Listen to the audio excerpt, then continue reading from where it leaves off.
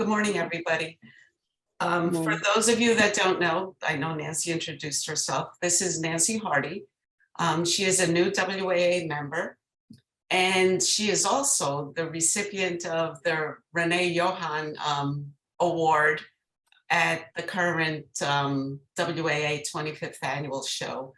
And her work, Joyful Bird, was in this technique that you're going to see today. So it's nice that you've decided to join us. And first thing you did was win an award, and now you're doing workshops. So I know. welcome.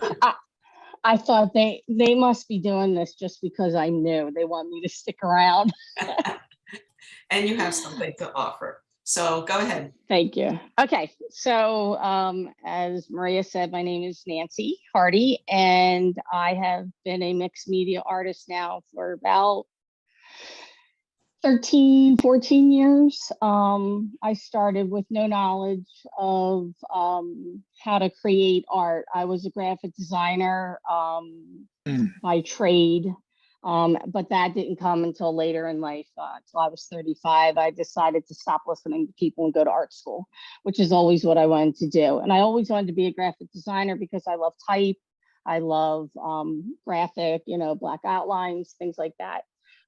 So I joined a class, and the first day I'm next to a woman who is painting an oil painting by memory of a field, a horse, and a dog that looked exactly like if it were a picture.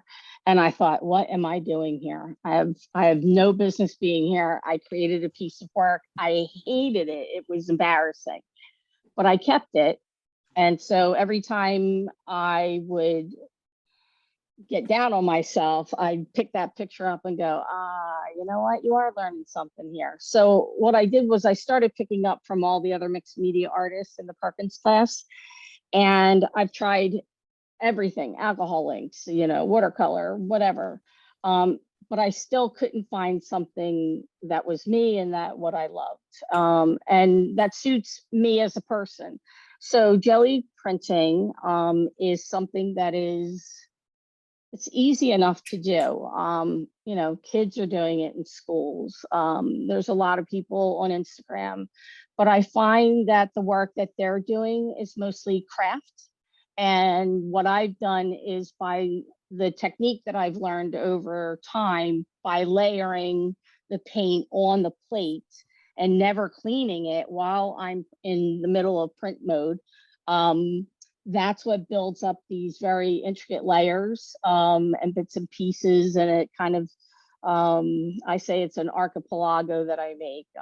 A lot of my work is inspired by island vacations that I've had. And it's not a place where I can really explain the joy that I have when I go there. And yet I can speak about anything else in my life. So this is the way it comes out in me. So hello, if you can see that, hello.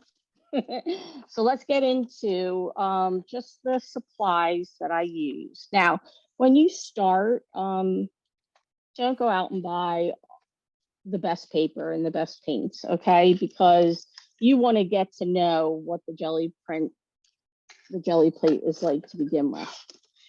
So this is Jelly Arts. This is the brand that I use the most, and they come in all different sizes. This 12 by 14 is probably the one that I use the most. Hold on a second. Oh, I'm sorry. Everybody, if you see Nancy's window where she has the material, why don't you all pin that so that you can see it bigger? And Nancy, I was going to tell you to center it, but now it's centered. You can see everything. Yeah. Sorry. That's okay. My trifocals, this middle distance doesn't work as well as it used to. So, all right. So, and then there's gel press that came along. And these are little ones that I purchased, and you can tell that I only use the one because, I don't know, once you use that and other people use it, I don't like my stuff to look like anybody else's. I don't use stencils. In the beginning I did, because with stencils, if you want to sell the work or do something with it professionally, you can't, because that design is somebody else's. So I'm going to move my big one, and then there's another one too, about 16 by 20, I believe, that I use. So yeah, little ones. Today I'm going to be working on an 8 by 10. And this one you want to pull out of the clamshell. You always want to keep it in this shell, and you're supposed to put lucite paper over it, but this one I might not have done it. And as you can see, I don't clean it completely off. That might not work for other people who like to, right, have everything neat and clean. I'm gonna not put it in the center of my paper here because I want you guys to see. But it's pliable and it's squishy and it holds textures. And that's what's so cool about it. So let me put that away. All right.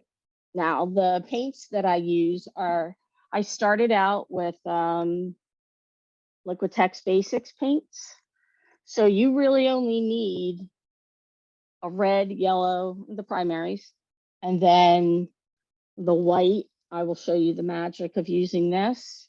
And the black that I have, I don't like the color, so I'm going to use the golden carbon black, golden fluids.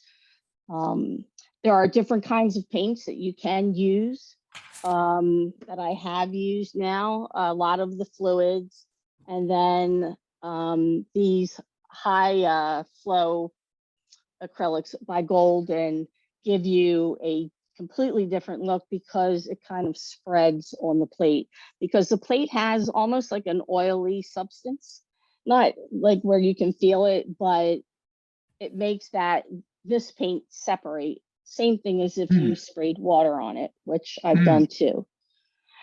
The other thing you want to know is with the printing plate, you don't want to put it on anything that you're going to ruin, like my wood top here. I've already ruined it with paint, but if you were to put this on a piece of wood to keep it from moving, it would stain the wood.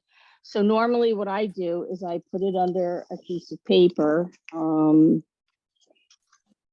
usually use the size paper that I'm going to be, well, when I do that. Oh, this is the same size. So it's not going to move on here, but this whole thing will move. So the best thing to do is to take some tape and tape it down like I did. Oops.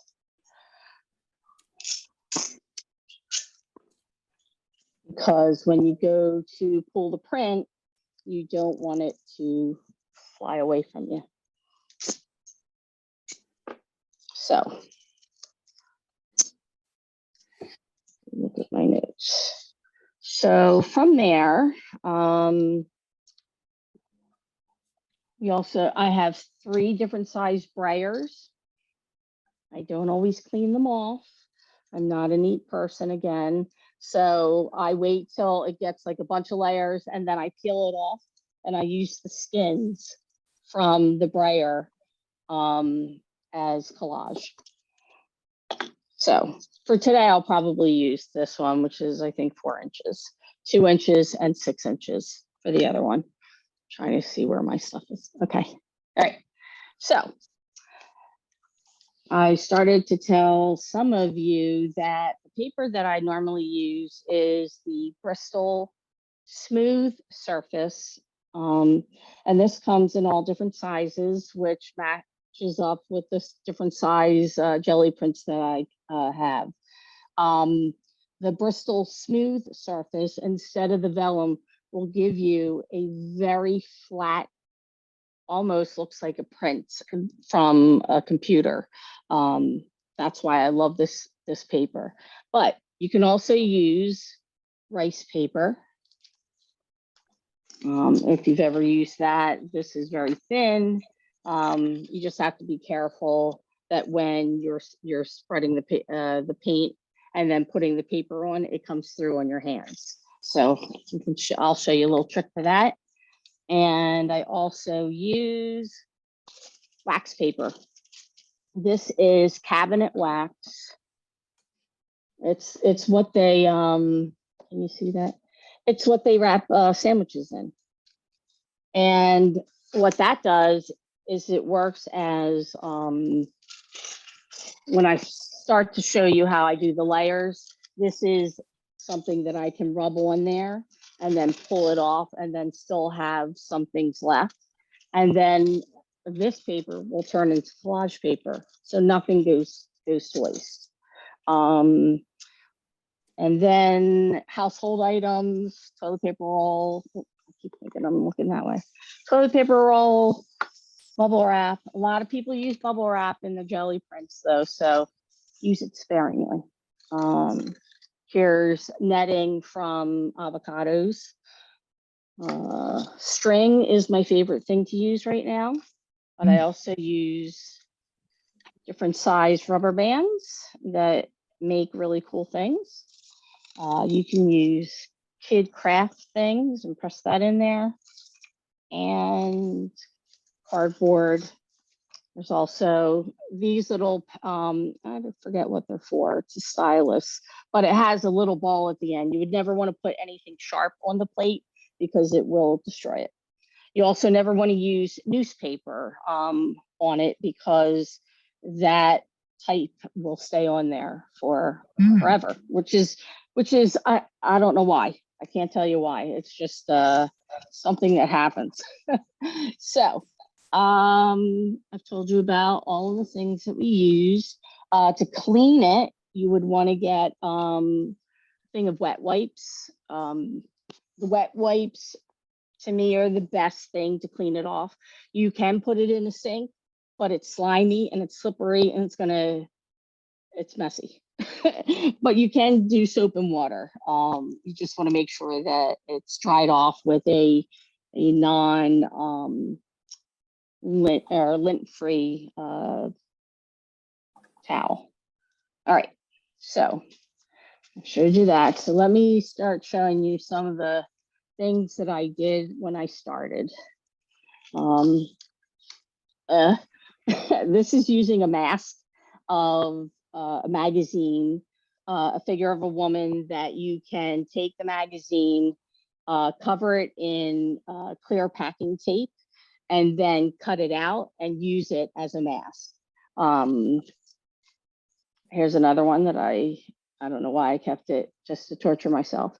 But this is using a stencil, and it's also using a mask, which again is okay to do. It's perfectly fine. But again, I felt like I was doing somebody else's stuff when I did that.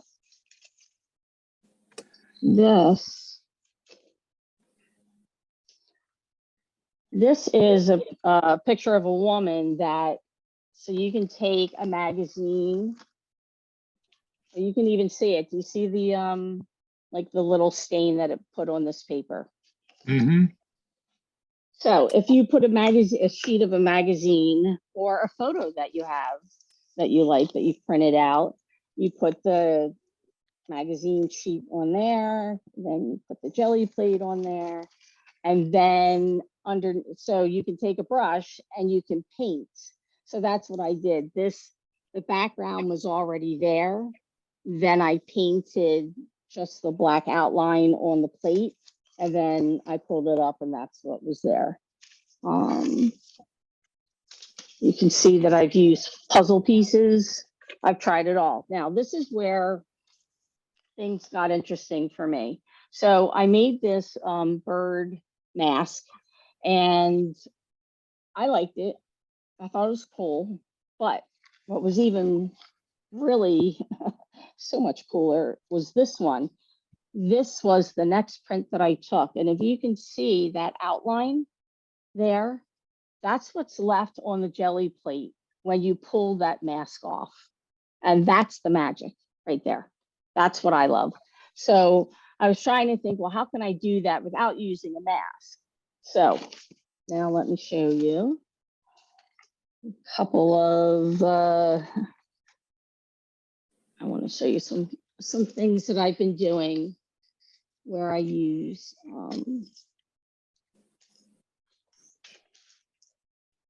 so this is using just string.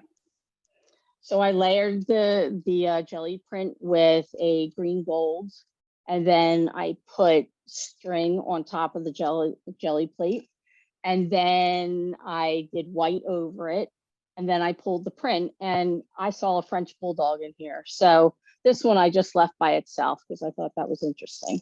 But sometimes I'll paint inside of what I see, and that's this one.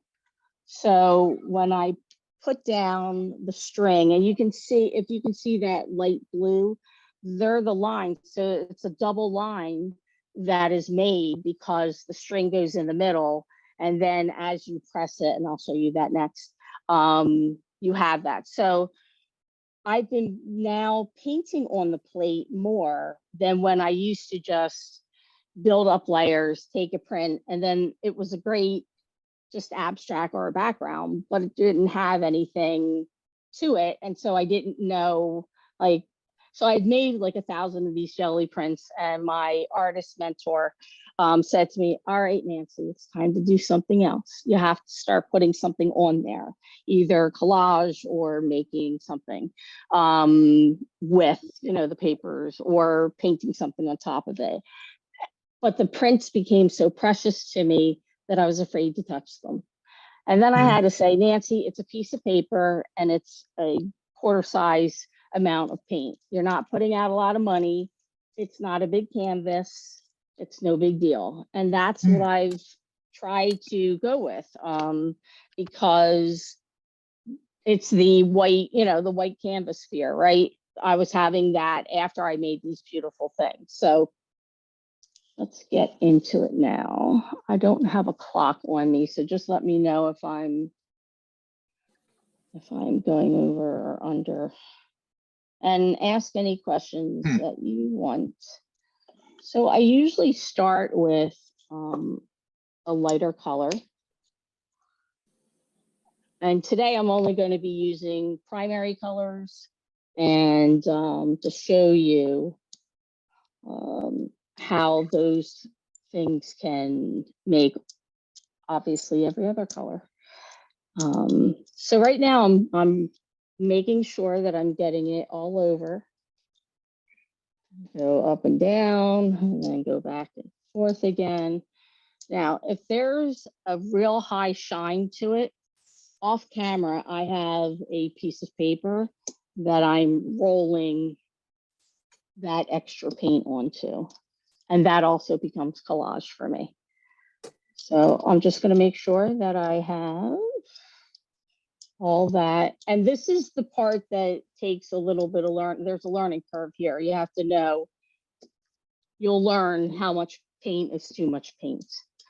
You can always add, and you can subtract, but you don't want to waste the that paper, or the paint, I mean. Okay, so I'm not really going to do anything crazy here. I'm just going to show you what I do first.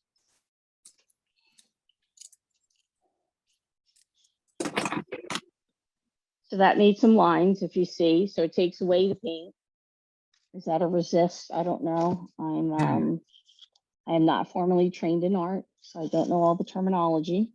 And then I'm going to use, I guess, the bubble wrap. The bubble wrap, I don't put over the whole thing. I just kind of smush and left. I think that's enough. Now, what happens is I do like a little test with my finger, and I say, do I have paint on there? Okay, it's still a little wet. So I'm going to, I'm going to fan it. Now, it depends on if you have a fan on you, how fast your paint dries, and it depends on the type of paint that you're using, whether it dries quickly or not. That's why I like the Liquitex Basics, because these, they stay wet a little bit more. They're cheap, you know. I don't know if anybody uses them, but you can get them for a tube like for $4.99. When you get into the golden fluids, that tends to cost a little bit more. high fluids, and then I don't know if you can see my paints over here. Yeah, you can. And then flat paints tend to dry faster too. So I think this is dry enough now. So now I'm gonna add some, I'll do some red first. Why wouldn't you do it while it's still very wet? Like, why do you Oh, wait a little bit? Thank you. The reason why is because if you go to roller on another paint, you're gonna pull it off. So it's just like when you're painting a wall in your house, you know, you do it once. If you go over it where you've painted already, you start to pull the paint away from the wall. So that's why. Thank you, Maria. Tell me if I'm talking too loud. I'm Italian with bad hearing, and I've got headphones, so my husband tells me I speak too loudly. You're doing fine. Okay. So I don't know. Can you see the lines in there? Yes. Okay. So I'm gonna go off to the side.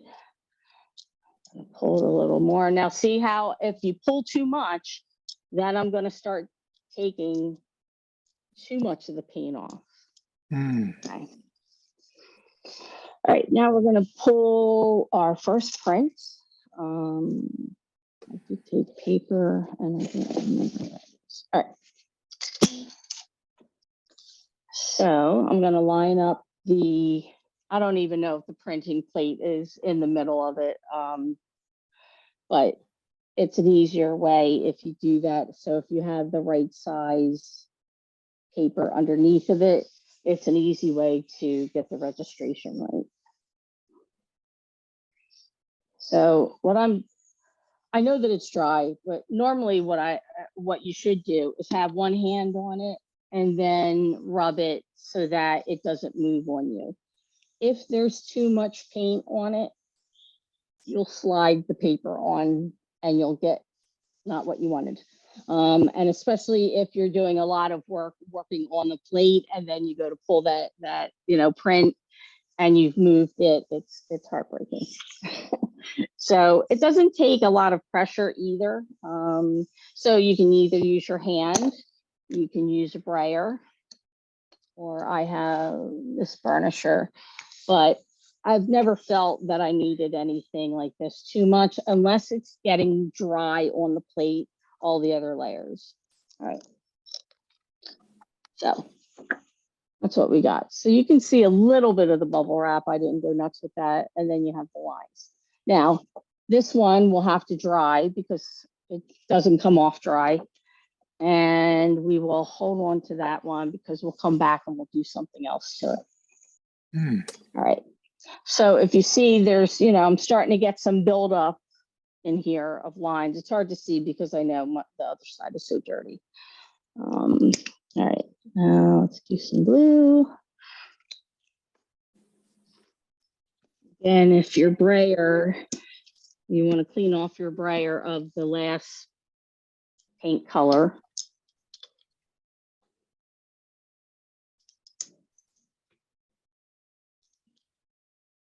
You can also mix color. You can mix colors too. You don't have to go right out of the tube like I do. But the reason why I go right out of the tube is because I know that the colors are eventually going to blend into something that's different. All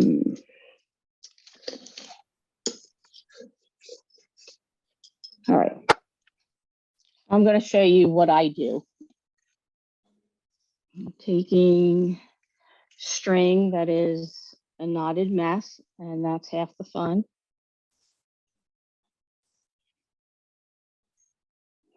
I'm just gonna kind of lay it on there. This is where the wax paper comes in. So shiny side down, hold it down. And now what I'm going to do is I'm going to pick up the paint where the string is not. And this, you want to work your fingers into, making sure that you're getting all that definition of the line.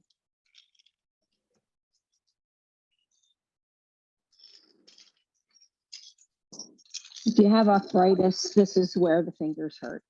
Is doing this. But for the most part, it's easy on the hands, it's easy on the arm, and the elbow, which I all struggle with tendonitis in. So it's an easy one to do. All right, I think I got it all. So when we pull this off, we have a pretty cool looking design here, which I can layer. If you layer it on top of something, see how it changes the color of where that string was. Now, we're going to take the string off and see all those lovely lines. This is where I got happy the first time I figured it out. I was like, oh wow, that's so cool. What can I do with it? So I took paint and just did a layer over it and took a print, which I can do that to show you now. But then I don't know if you guys are interested in learning more technical things, because I print on acetate also, which has been fabulous because it can transfer onto wood. I also use, what else? I just lost my train of thought. Let me take a sip.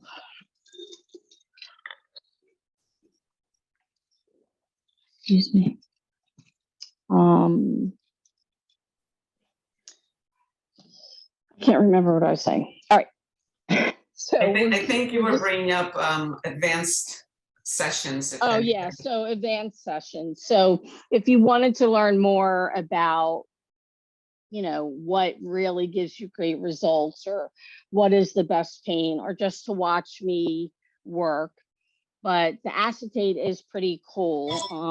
Actually, I can show you an example of that.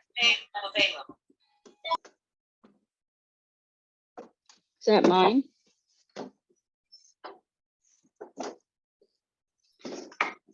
So can you see that? Yes. So I made a very large print using my largest jelly plate, and I did it on acetate. And I went to go glue the acetate on it thinking, oh, that would just be cool enough, you know, if I glued the acetate. But again, an artist mentor told me, use a different glue. So I used it's a pH glue, and it's almost like Elmer's glue, that type of consistency. And when I glued it on, she said, wait for a week, make sure it's really dry. And what happened was I went to go check like the corner of the plastic to see if it was all glued down. I'm like, oh, it didn't work.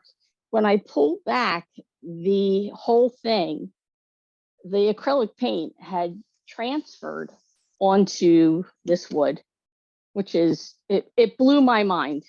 And this is more advanced, and that is something that I could show you too.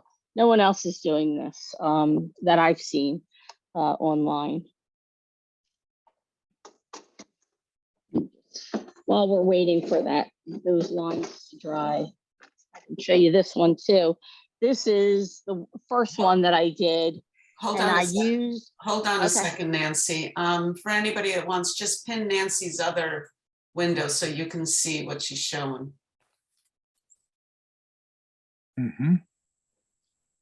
So this I had primed with white paint, or primed and then put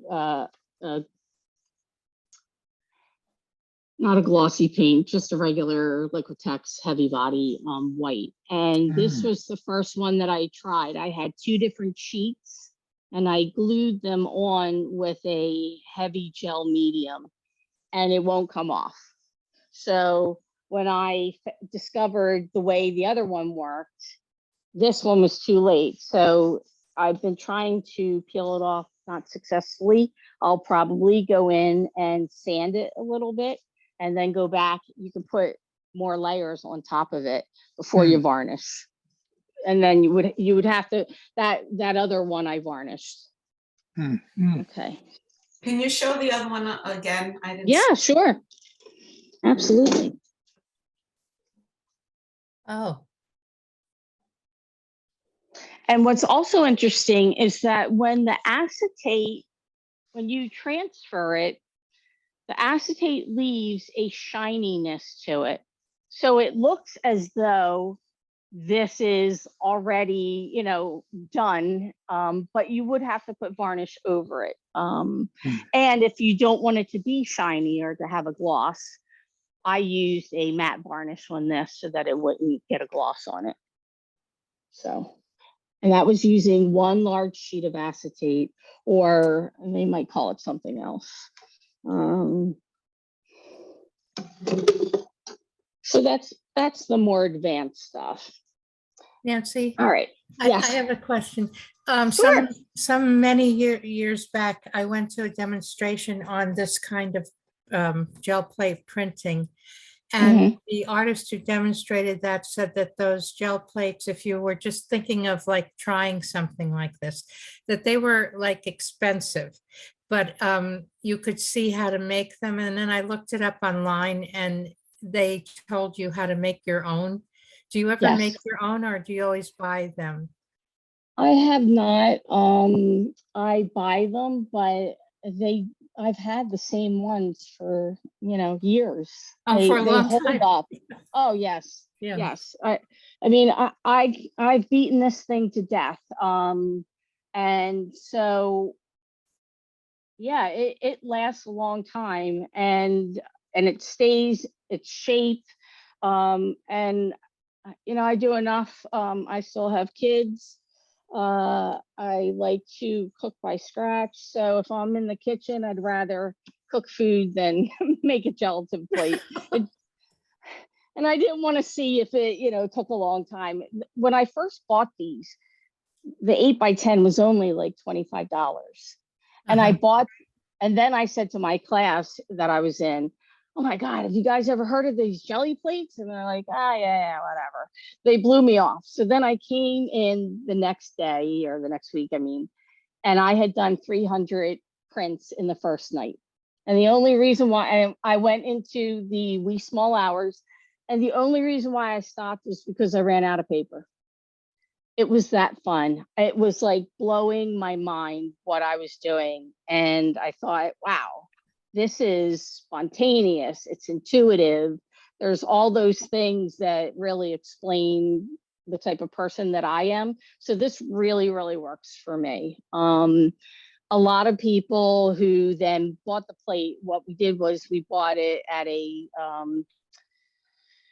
discount student rate. You can buy a bunch. I don't think they have the big ones anymore. This is what I purchased not too long ago because I wanted to teach a class. So these are small and they're thin, but they're for just learning. So that was a pack of something, I forget, maybe 10 or 12, 5x5, 10 of them. So they do have, so that's how we got them, I think a little bit lower in price. And the ladies that developed this and sell it were from Philadelphia, which is nice to know. So, Nancy, did I yes. meet you in Dolores Pelicelli's? Yes. Okay. Yes. Yeah. The coffee filter. Joanne, right? Yeah. I'm so. Okay. So now what we can do is we can put another layer of paint on this. And I'll show you just how that comes out. I've lost my paint. All right. Use a lighter yellow.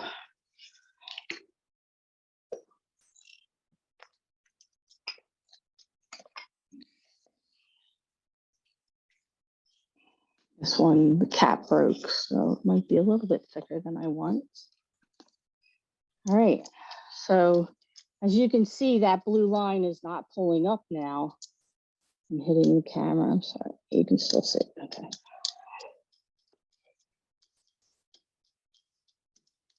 Making sure that you get the edges. The edges are the coolest part of, I think, the jelly plate, because it's where all those bits and pieces gather at each print. And they get really interesting. Okay. Now you could go back in, and if you wanted to add some texture, you could do that, right? If you saw where like there was an eye somewhere, sometimes I'll take my thumb and do that to make an eye, or you can go in with these rubbery things and make lines. These are all for demonstration purposes. And what I'm going to do, instead of printing it on a plain white piece of paper, I am going to go back and do it on this red because it is now dry enough. So probably off a little bit. And sometimes a jelly plate moves on you after time, or one of the sides kind of gets a little wonky. So you just want to, pick it up and straighten it out again. I don't know if I hit this exactly right on, but because that blue line was there for a while I spoke, and it's about 100 degrees in this office. I'm just going to make sure that I'm getting it all. Yes.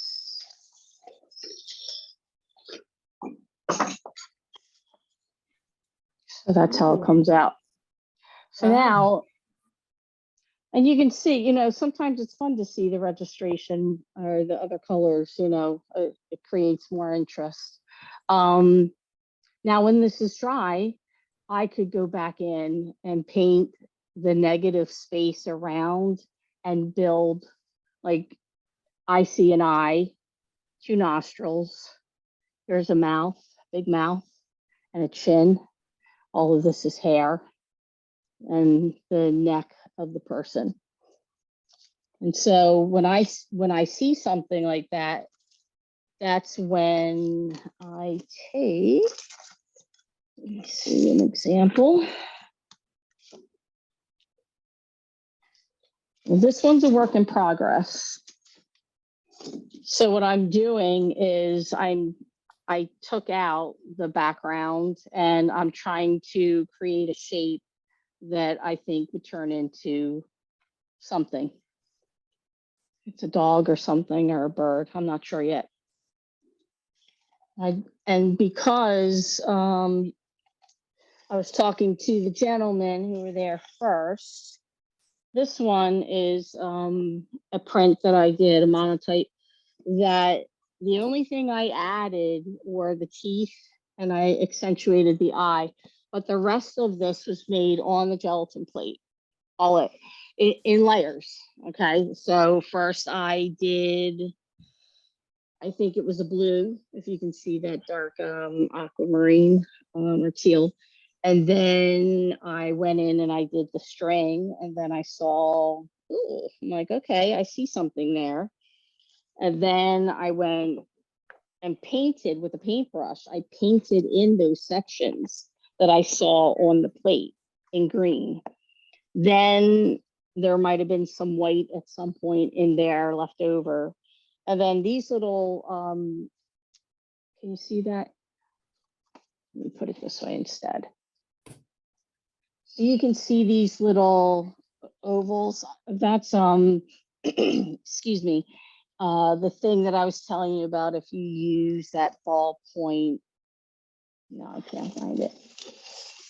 Yeah, Nancy, when you switch from your desk demo area to holding something up, just let us know so that we can pin you and not see you in the square, but see you bigger. Okay. Thanks. All right. So do you want to pin this now, or just? Yeah, if everybody pins her work area. It's just let us know ahead of time so we can switch back and forth and be able to Okay. see it larger. Okay. Nancy, when you put the green on with a paintbrush, I mean, when you put it on with a brayer, seems like that it's a very thin coat that's flattened out. And when you do it Yes. with the brush, do you try and apply it the same way, like thin and flattened out, or? Well, you can, but it depends on the paint that you use. So the red paint that I used here, you can see where the brush, it almost separated, and I'll demonstrate that type of paint next because it reacts differently on the gelatin plate. So, but with this one, I brushed around in the red, and then I went back with it's like a little, here it is. If you can see that, I think it's for like fingernails or something. But I walk around stores up and down the aisles to see, what can I use next on the jelly plate. So this, I just went in, and as I was, on the red paint was on the plate, I was just making these little minutia circles, I call them, because my show that's coming up in December is called Menagerie and Minutia. I do a lot of animals, but this minutia type shape I was drawing for months and months in 6 different sketchbooks, because I was trying to get out the frustration of my family that I grew up with, my sisters, my mom, and all that, with the minutia. They're very much into the detail, and not detail in a good way, but detail like in stuff that it's not necessary. So I took that from the sketchbook, and then I started adding it into the work.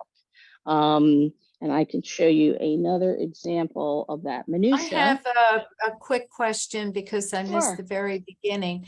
So the paint you're using, the paint you're using is what, acrylic? It's all acrylic, yes. Acrylic, okay. I start out with Liquitech Basics because that is the cheapest way to go, but it gives you great results too. You don't have to use the expensive stuff to get good results. The only reason why I tried different things was because I wanted to know what other, like I bought the high fluid paints, not even knowing what I was going to do with them, these from Golden. And I thought, I'll just get them and I'll figure out what I'm going to do with them. That's usually how I shop. It's an expensive way of shopping, but it's how my brain works. All right, so I was going to show you an example of the full-on minutia.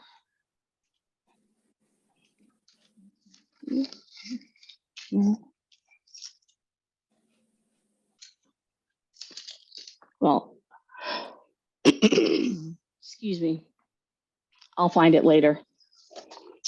Let me just go back and show you. These are acetate. All right. Now, it has a piece of white paper on it. When it's just by itself, not so much. You put it on that white backdrop, and then you can even layer them on top of each other to make something. And this, I just did a couple of these. I put them over each other and I put them in a frame, and I'm gonna try to put them in the show that I'm doing. And these you can just get, this is like a regular overhead projector. That was the name I was trying to think of. It's like an overhead projector paper. And there are 2 sides. There's a shiny side, and then this side has more tack to it. And that would be the side that you would put down on the jelly plate and then pull it off.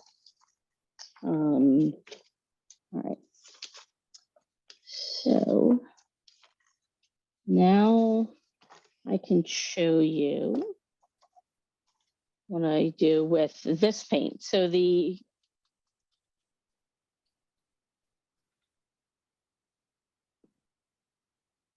I think I did one first. Yeah, I did it this way. there's going to be almost like a chemical reaction.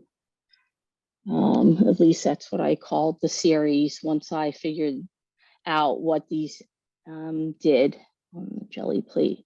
So you can see it's very liquid, it's, you know, high flow fluid.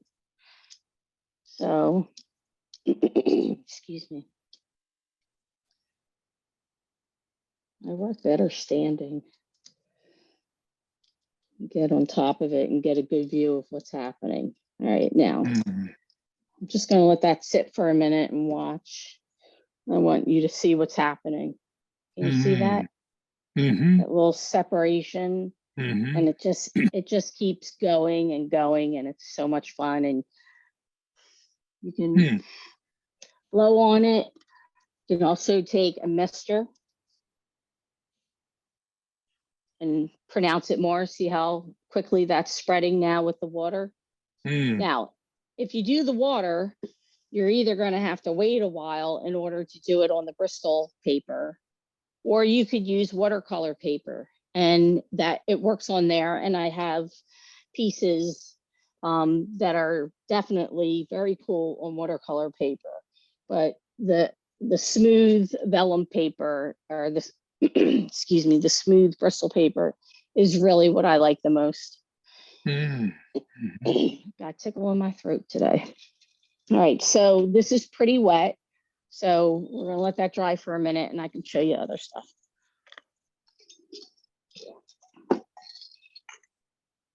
All right, so this is rice paper on a roll. And what I did, I'm going to this view now, Maria.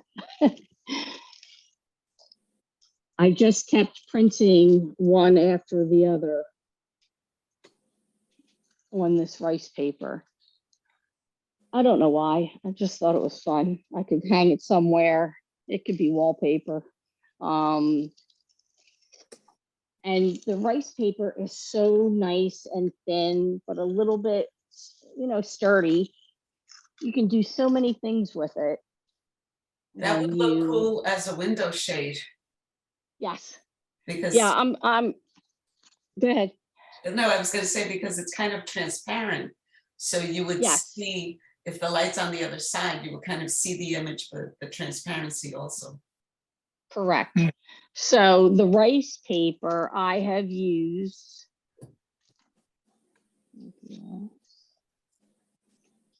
So this was, I went to Bermuda this summer and I made my own travel diary because nobody ever does one that I like. So I did the front and the back, all of this, they're all separate jelly plates. Here's my minutia shape. Hold on. I kept making these, I cut these all out from old Bristol paper jelly prints that I didn't think were successful. You know, made a little mountain scene. Crafty, it's crafty, but it's fun. The other thing that I've done is I've covered my sketchbooks with prints. Oh, that's deep, but what this is wax paper, but then these are jelly, or these are the what do you call it? The rice paper. So I cut these out from a rice paper that I didn't like the rest of it, but I like the circles, and I just glued it on there. Last, this is another one where I covered the book. Little thing. You know, I have a, I used to have a blog that said, don't call me crafty, because I can't stand when people say that to me, because I feel like I'm not a crafter, I'm an artist, or I'm a creator. But I do have that in me to make stuff and want to sell commercially. So I've been making, I'm going to switch to this since this is small. I've been making these little framed artwork. This is for Christmas.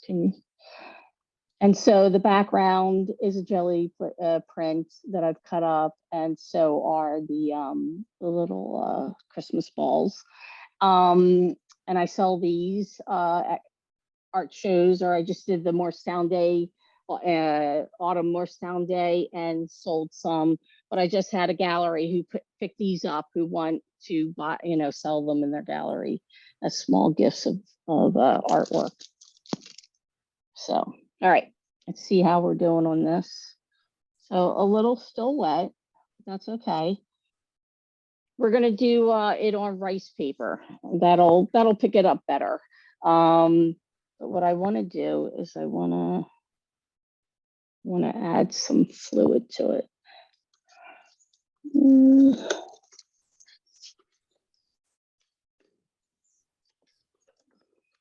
I'll go for my favorite color.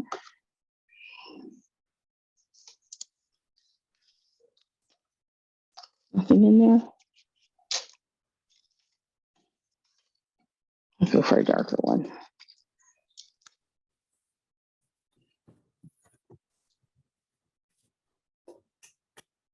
And again, it's not a lot of paint that you use.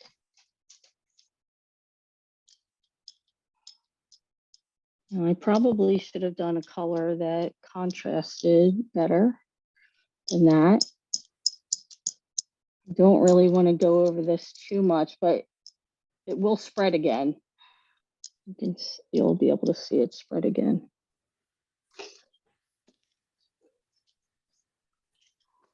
Now, with a piece of rice paper, pick it up. Was that blue one of the high flow or the regular? No, the blue was the fluid acrylic. Okay. So there's fluid acrylic, there's high flow acrylic, and they're both golden.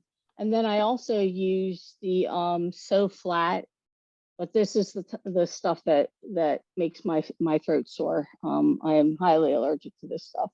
But it works great on painting the plate and making those brush strokes because it's flat. I also use Liquitex acrylic gouache.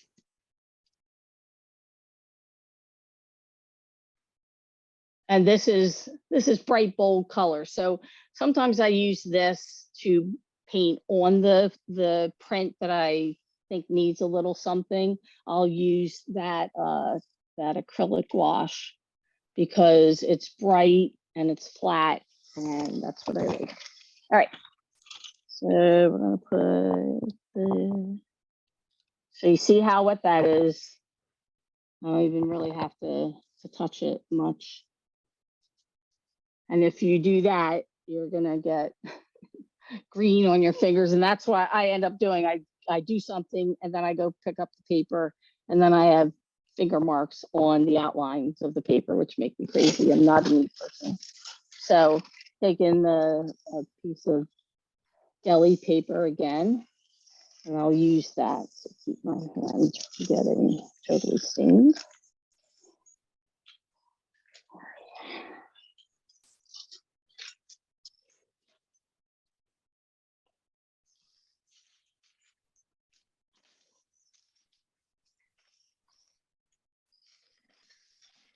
And so this will stay a little wet for a while. So a lot of times if you have a drying rack, it's great, but I have these little clips back here. I don't know if you can see them. I want to zoom in and I'll just let it dry. Before I made this room into a studio at my house, I used to do all of my printing down in the kitchen, which has lots of island space, 2 islands and the long counter. And so I could put all of the pieces around to let them dry because you really want to make sure that they're fully dry. Like this one that is still a little bit tacky. It's not coming off, but you can feel that it's not completely gone. All right. I'm going to do a little more yellow. Whoops, that's not good. I'm gonna use my 6-inch brayer. The other thing I used to do is with 6x6, the Bristol paper comes 6x6 inches. And what's great about it is that you can make these little landscapes. And I'll show you what I mean by that. All right. This is a clean piece of paper. Oh, this still has a lot on. I don't know. Can you see the shine on that? Not Does from that here. help? Yeah, yep. You see it, and then you also see it almost looks like wavy lines. That's too much paint. So we're gonna go back and take some more off. Some people, when they're printing, like to put the paint on a piece of glass, plexi or whatever, and do it that way and then put it on here. But to me, it's unnecessary, and I think it's a little bit of wasteful paint. That's why I just use a piece of paper, and I'm going to show you what I'm doing, because again, this will end up in collage of some form.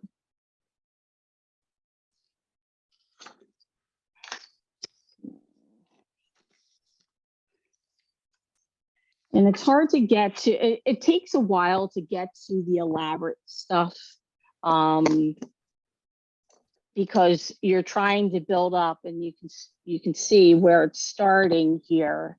It's starting to get some of that interest.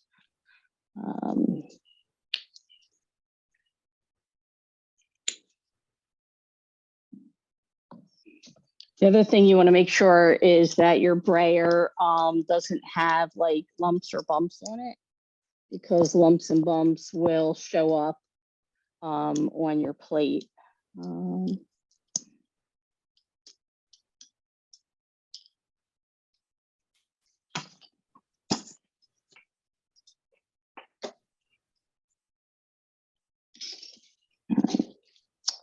Let's see, that's starting to spread already. So let's do this. Let's do something at the top.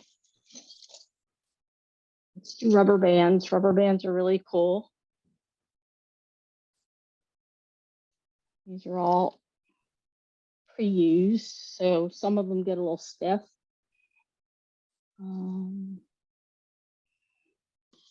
Yeah, very. 1, 2, 3, 4, 5. Okay. Now what I'm going to do in order to get those rubber band lines, I'm going to just take off at the top and leave that bottom there to dry a little bit.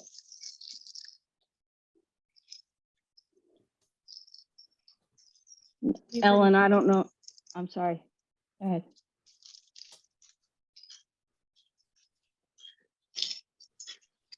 So again, we're rubbing in to take the resist, I guess that's what it's called. All right. Okay. Now look at those beautiful yellow lines. When I take those off.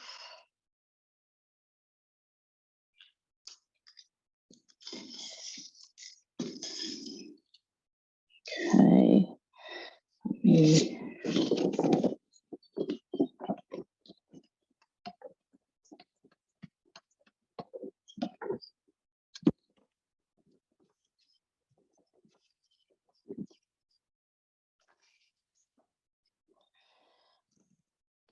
All right.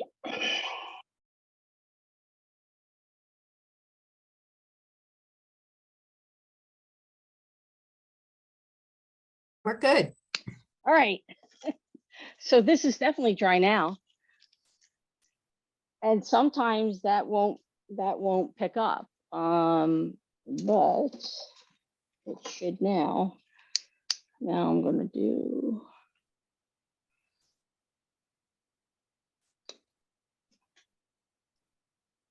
I'm gonna do red over the whole thing.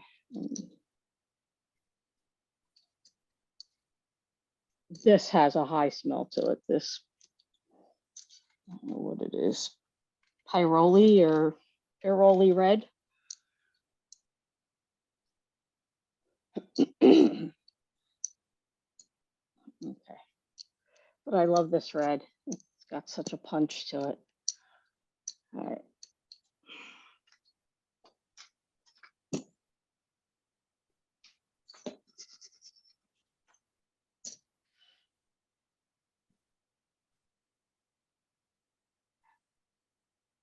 It's gonna fry my phone. Hold on.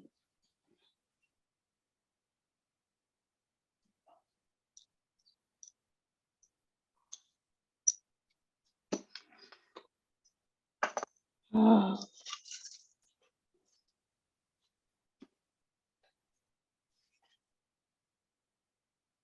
I had taken a whole, they're there. All right, here we go.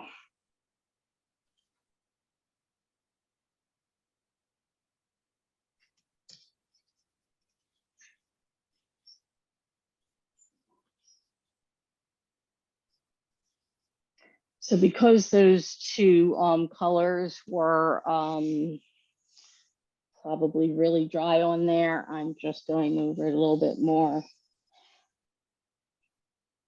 Not good for carpal tunnel if you do this.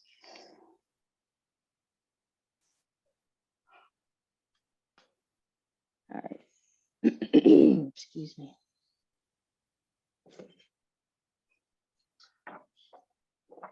So,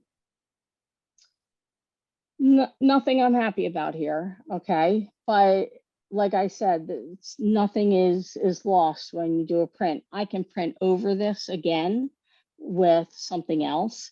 And when I do that, that yields really cool results.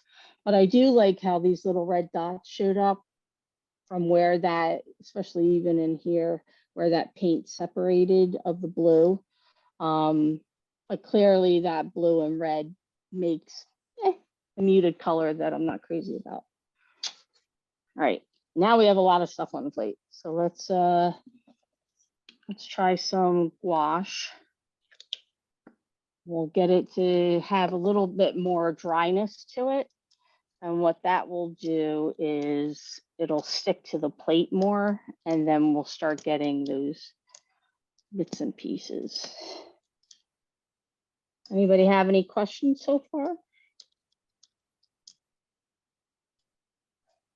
No? Can you guys hear me? Well, unfortunately, I missed the very beginning. I'm fascinated Oh, how, okay. I'm recording it and we'll put it up on our website. But Yeah. so far, this is very interesting. Oh, good. Good. I'm glad. I I'm feel- just fascinated how you keep adding to this plate. And, Yeah. you know, you cover it with red, but you get what you have put down underneath it. And it's like, how? So that's the part of it that I like the most, is that it builds up and builds up, and it makes it more like a painterly type of painting. And this horse is probably a good example. So the whole thing looked kind of like that, where the paint didn't come off when I pulled it up. Mhm. But you can see bits and pieces of the brown and green, a little bit of red here, that came from other prints.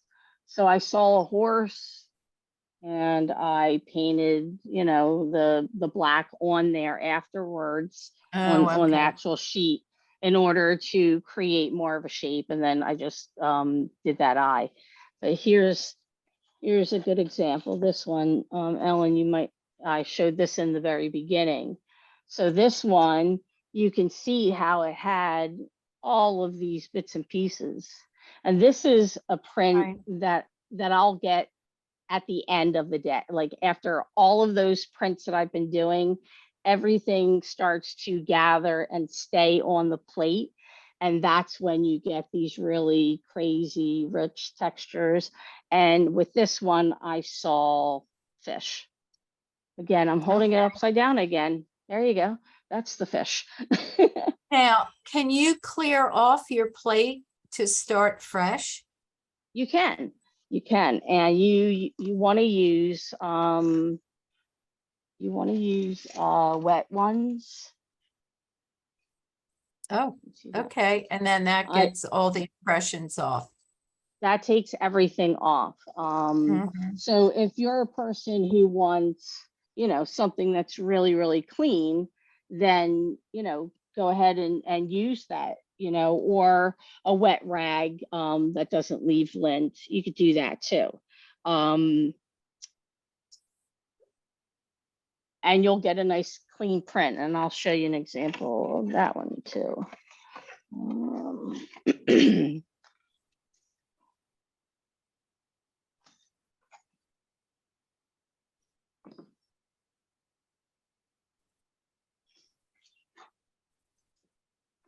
So this one I did, this was the second print that I made. Mhm. So the first one I did the string on top of like a violet, I think.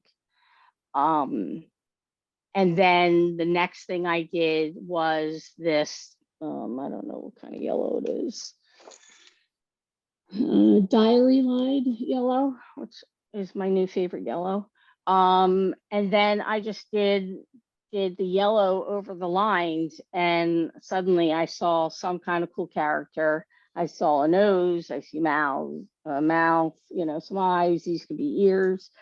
But this one I thought maybe I won't color it in to make it so stylized. Maybe I leave it up to the viewer's imagination to figure out what it is. It's kind of like a giraffe, but it's also like a person. And that's really the kind of stuff that I like. I don't like to Now, draw.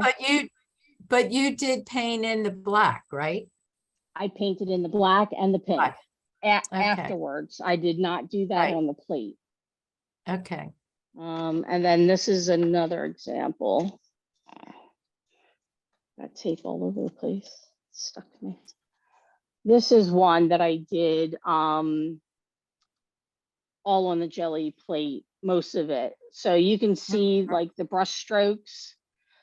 And then what I did was I went in with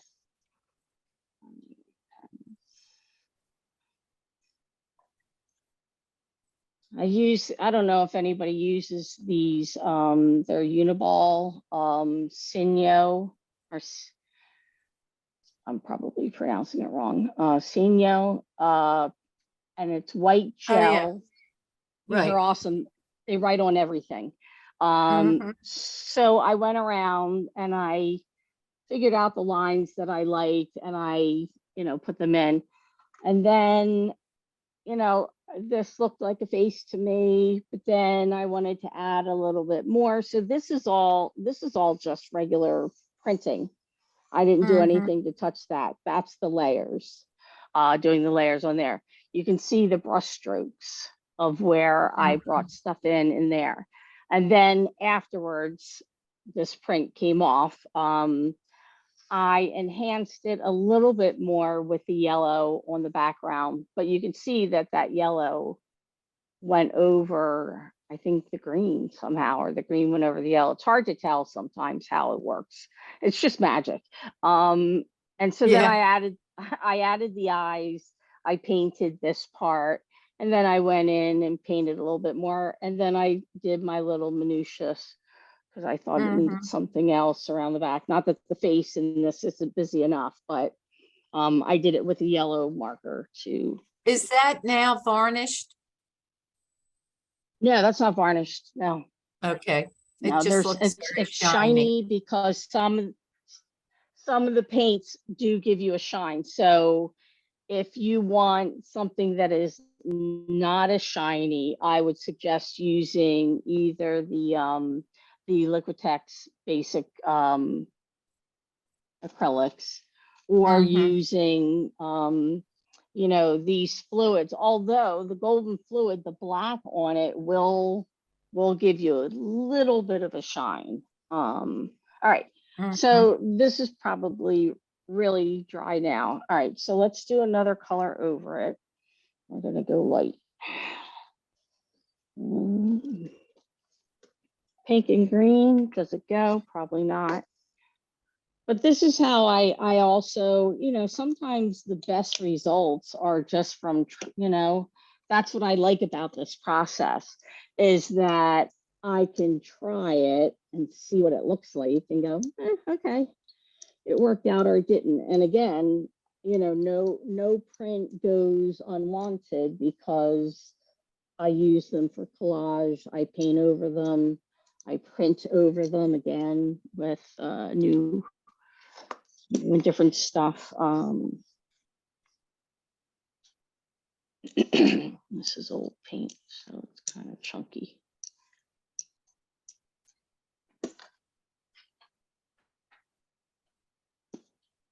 I think a little bit more off.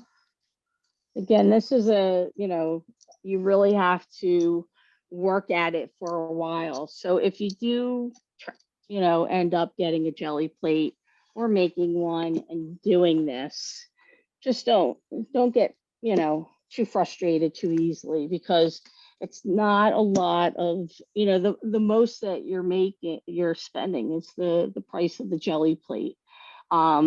The paper, you can use copier paper in the beginning if you want. You can use heavy cardstock. Just know that different textures of the paper will give you different results. Whatever you do, don't use craft paint. It's messy, it's too wet, it doesn't give you good results. If that's all you have, it's all you have. But I suggest the Liquitex basics, because there's a lot of paint in that tube and it goes a long way. All right, so now that we have the pink on there, I'm gonna take, this is my to-go container.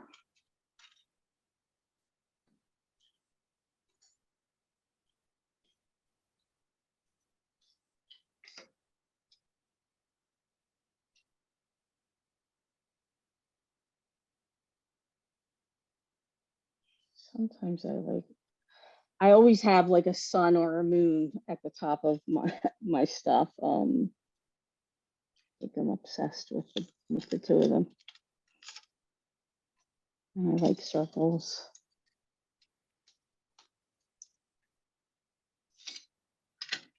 Okay. Now we could take the print right now, but I think I want to go one more. Another, let's use, aha.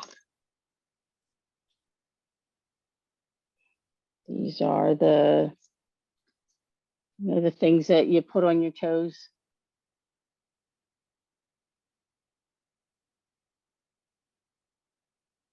So nothing is sacred in my house. I will print on anything or use anything in the jelly plate. Let's do an even number. We don't want that. Let's see if I have a smaller one.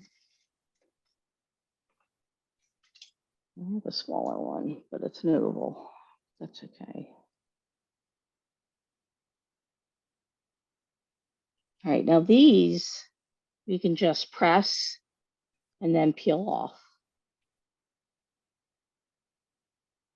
And if you're afraid of smudging, you take a.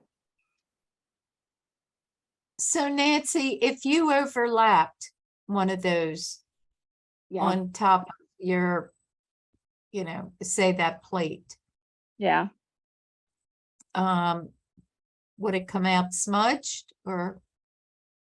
This won't come out smudged, no. No, the only time it comes out smudged is if you have too much paint. or if the paint is not in the right texture that it should be. It should be, you know, if you're going to layer on the plate, you want those layers to dry first before you start really building. Right now, this pink is like really, really wet. I can see the shine on it. It comes off on my finger. Yeah, I guess So what I meant was if you put a circle on top of a circle. if I put a circle on top of A this, circle, yeah.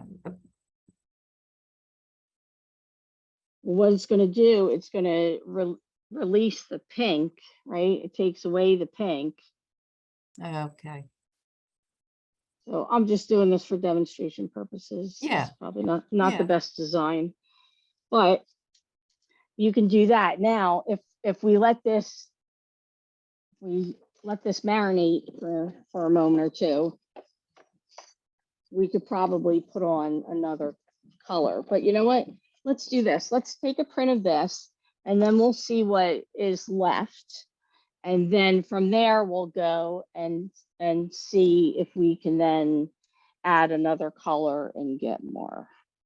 I think you'll find that this is, and Ellen, I don't know if you saw in the beginning, if you have paint that you think is kind of wet, you want to keep a hand on here. You want to hold it down until you've gotten it on there. And what I do is I'm going over the edges. I can feel it with the butt of my hand here. And I go and I get those edges because those edges are really cool, especially after you've been using the plate for a while and those colors have collected around there. Nancy, can Yeah. you use a rolling pin that you roll out pastry with? Absolutely. You can use anything you want. You just don't want to use something that's sharp because the sharpness will damage it. All right, this is a good, this is going to be a good example. Okay. So you see how we have the green and the pink, they mix together. Something was on there that made that not come up, but this is, to me, not successful. But it's a good example of showing you how those colors can come through. Now, what's going to be even cooler is what's left on the plate. Now, you guys can all see that. Can you see how the lines are still there from this this plate here? I can see the circles. Yep. Okay. All right. Right. Now we're going to take, so here's the magic. Either white or black will pick up everything for some reason. I don't know why. The white is opaque, so I think that's probably why. I'm not using a Liquitech Basics on the black because I don't have a good color that I like. So what I'm going to do is put this black golden fluid paint. Get another. You really need a lot of space when you're doing this because you gotta, make sure that your brayer, when you're putting your brayer down on that piece of paper that is, lifting the rest of the paint off, don't put it down like that because it'll stick and you'll get like a line. Actually, there's a chunk of paint right there too. You want to make sure that those, otherwise you're going to see that line repeat. So I always put it upside down. All right, so now we're going to take the black. So the paint that's on the plate is light. So you would want to use a black or a darker color to pick up the lighter colors that are left there. If it's the other way around, you have a bunch of dark bits of paint, then you want to use white. Now this, I love this black. It's the golden fluid acrylic carbon black. It does really nice stuff on the plate. All right, so I'm making sure I get my edges. And you know what, if your edges don't come off in the print on the paper, I'm going to show you that too in a minute. So let's see, it still has a little shine to it. sometimes if there's too much paint, it won't take off. It won't pull the whole thing. What we're trying to do right now is to pull off everything that's on that plate that's been building. Here we go. All right. Stand up for this. Try to get a little more.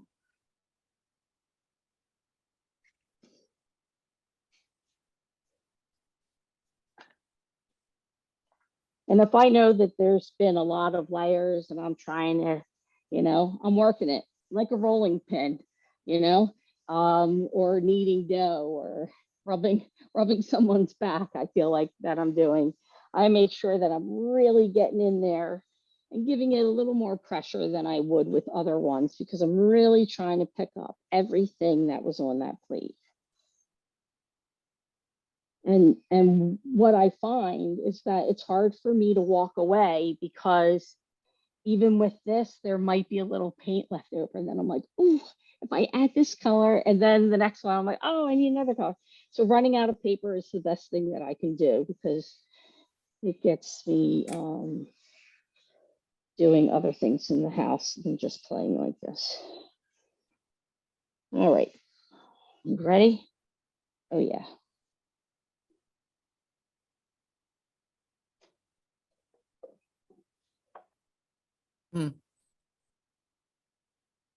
So, I mean, look at all that. Nice. Very nice. Mhm. It is nice. Yeah, thank you. And It is nice the way the different colors bleed through. It's very interesting. Yeah. So Yeah. it's giving it a more painterly look, I feel, when I do that. And you saw how long it took to get to this point, right? So we had to keep building, and seeing what's left behind. Right. In order to then come up with the aha moment when I get a successful one. Now, this one doesn't have a lot of contrast on it, but I could cut another, a lot of times what I'll do is I'll cut the shape out of like this, if I saw a face in here, I would cut around it, and I could glue it on top of that green piece to make, a different type of look. And I have done that before. So I have a question about the placement of the paper. Like, okay, when you pull that off, you have uneven edges all around, right? On so you're here, just gonna, yeah, you got one side and it's like 2 inches on the other side, 1 inch on one side. I know. Do you concern yourself at all with trying to place I it do evenly it- on the paper? Or you just cut it afterwards? No, I don't cut them. What happens is I end up matting them. So, the mat fixes that. Okay. But what you can do is, and I don't know if you're here for that part, but you can, this is the same size paper that I have down here as Okay. I'm using. And then you put the plate in the middle. Now, I'm an eyeballer. I don't like to measure. I hate numbers. I hate measuring. So I eyeball it and put it on here, so that this paper that it's on is a little bit harder because it's got a sheen to it. I usually use the back of, so here's the paper that I'm using. Okay. So what I normally do is I take the inside of this and use that. So that's what's over here, if you can see that. I see. That it's a larger sheet of a different size plate that I use. So yeah, like you can even see how it's like bowing out here. Yep. Yep. Does it stretch? Does that stretch then? It can. I mean, Because you could get a different shape by pulling that. Yeah, like you're doing now. yeah, I've had even people cut them, but there's also, and I don't know if you saw in the beginning, that a different company, they sell these little guys. No, that's Okay, a speech bubble cloud, you know. I bought these and then I'm like, I don't know if I'll ever use them, you know. right. Again, because this is more of a craft tool than a, you know, an art tool.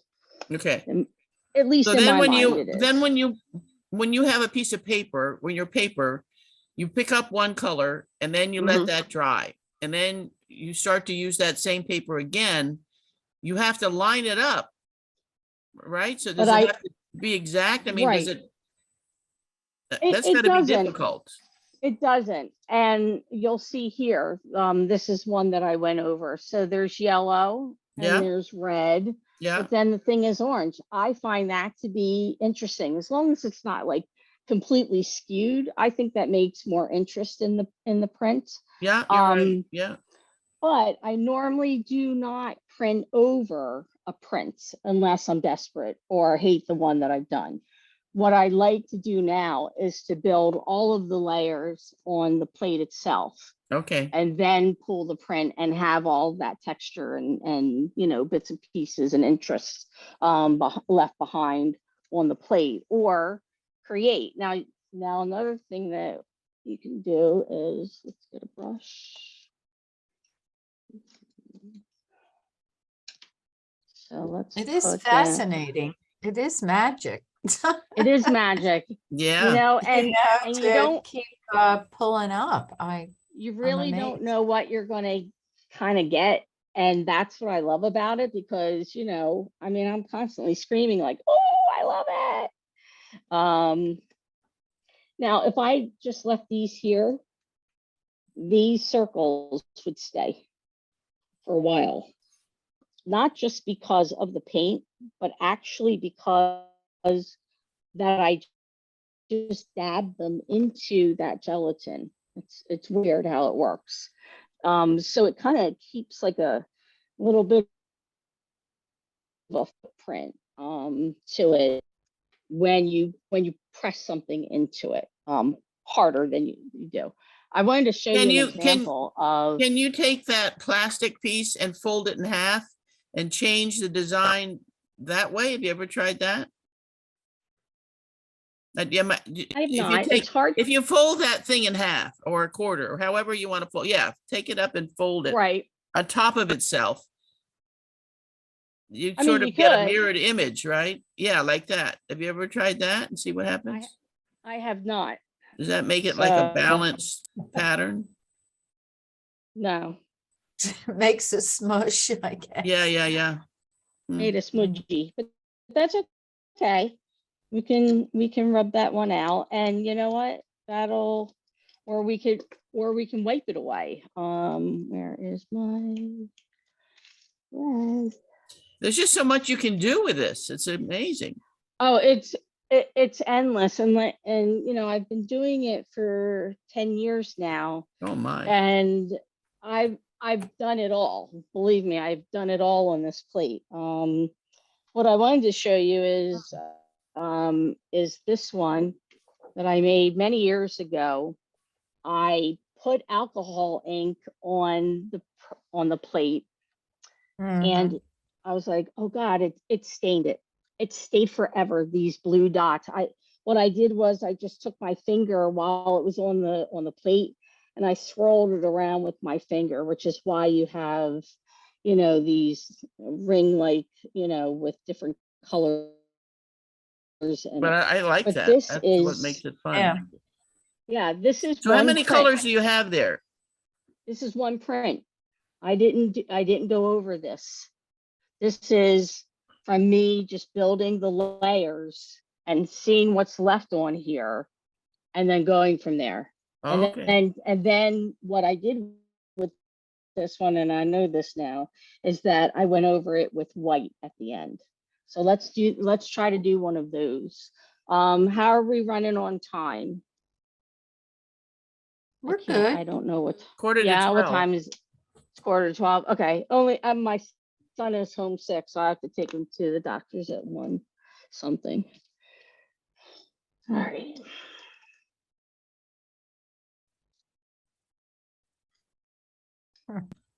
Yeah, I don't know. I'm just amazed. You keep going over and you keep getting what was underneath. And to me, that's the sweet spot. That's what makes me love this. And it's, and then by using the string, and then the characters and that I see, to me now that is the style that I like. I like whimsical, obviously. But I think that sometimes I'm reliving a childhood that I didn't have on my jelly plate through these silly characters that are just, things that make me laugh, or things that I go, wow, that's really wacky. And you know what? I don't care. I don't care if people think it's wacky. But then in that autumn in Morristown event, I did so well. I sold so much. And Oh. what sold were the wackiest pieces sold. The ones that were the craziest. If I don't have it because it was sold, and I don't know, I can't show you a picture because all of my devices are busy, but I can send it to you guys. This mermaid queen that I did, that was just, I mean, out there. And my husband, who is a CFO, said, oh, man, no one's going to want to get that. That's like really strange. I like this one over here. And I'm like, well, you're not the artist, I am. And I'm going to try it. Somebody's going to get what I'm trying to do here. And they did. They bought 2 pieces, and they're going to come to my show in December and try to get more, because the husband's name was Pedro, and 3 of the pieces that I did for the show are named Pedro, the evolution of Pedro. Because when you put that string down, and let's do another string one, because I want you to see how fascinating this is. Well, and every piece is an original. Everything is an original, and not 2 the same. Exactly. Yeah. So now this yellow might be, no, it's still wet. So now what's going to happen is I am going to lose some of those blue circles, because I'm going to use wax paper on this, because wax paper, the shiny side down, is what helps me to get out all of the, if I were to put it down on a regular piece of paper, and I could show you that too, it's just going to show you white lines, and it doesn't do anything for me. I don't like seeing places that should have had something in it. I mean, I'm okay with the lines being white on the paper, or bringing them out with that white pen, but like, for instance, so these lines, these clear lines, I'm not crazy about them. So, but with the evolution of Pedro, what I did was, I did the one, and the wax paper that looked very much still like Pedro, I cut out, and I glued it onto a backdrop that I didn't think was as successful.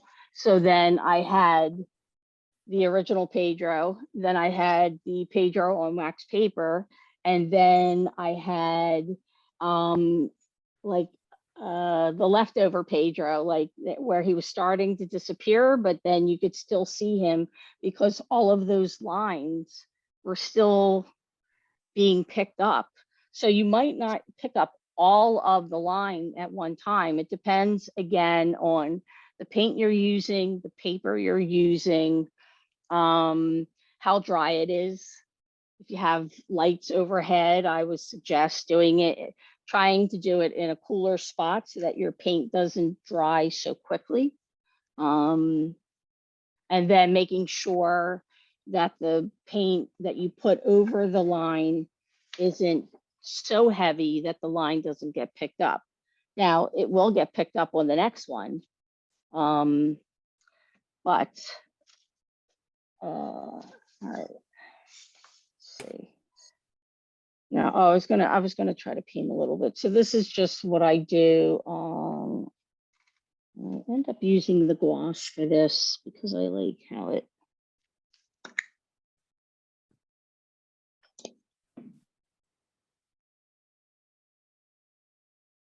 The gouache tends to dry quicker. Has a strong odor if you have asthma like I do. Right now, I mean, I see something in there. Not completely yet.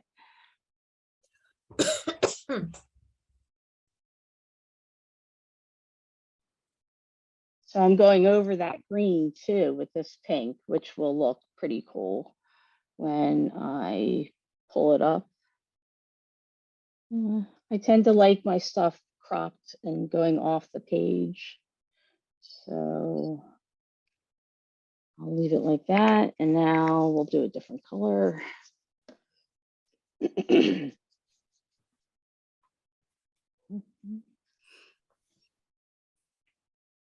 Excuse me.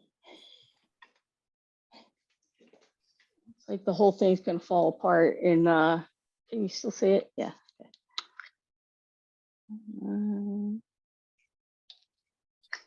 These tend to dry.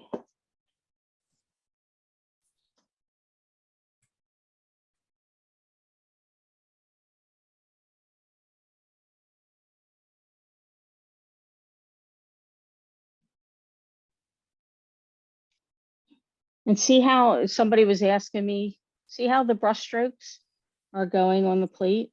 Yeah. They're separating. So then when you put that color over top of that, you're going to see that texture of the brush strokes, which is really what I like. I don't know if I see anything on the spot here, but I'm just intuitively just going around and seeing what I can find in here. What I try to not do is to paint over, that inside where there's no paint. I try not to go in there. So as I'm painting this, I'm being very aware of those lines and trying to keep it in there, because then the color that we put on top of that will then be the color in between those lines, and that's what's magical. Just do.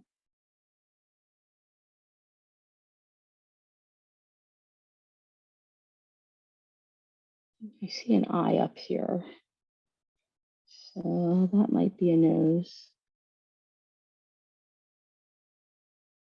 And you know what?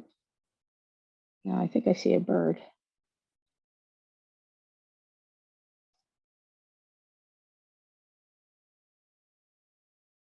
And so I have drawers and drawers filled with prints that I go to for, either collage, or I go, let me revitalize this guy and make it out to be something else. All right.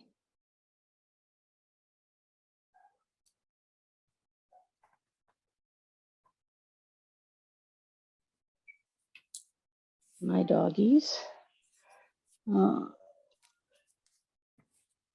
Why didn't I do that spot?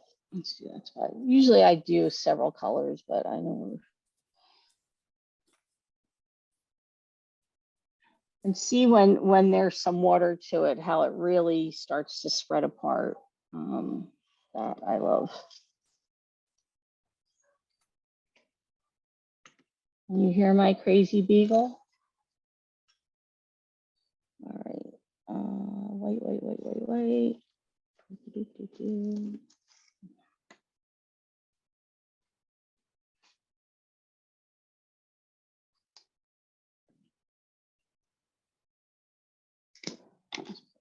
light here. All right.